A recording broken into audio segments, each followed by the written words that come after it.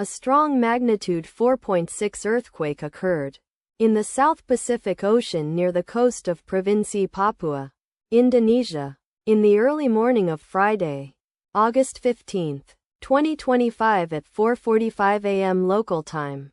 Asia, Jayapura GMT+9.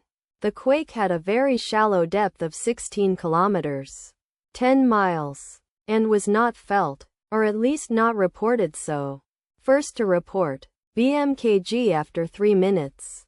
The earthquake occurred 13 hours after a magnitude 5.1 earthquake had hit on Thursday, August 14, 2025, at 3:48 p.m. local time.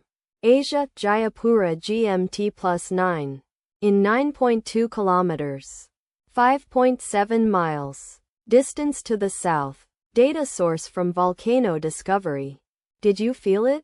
Let us pray. May the earthquake that occurred not affect our brothers and sisters there. May the earthquake not happen again. And may God protect everyone. Amen.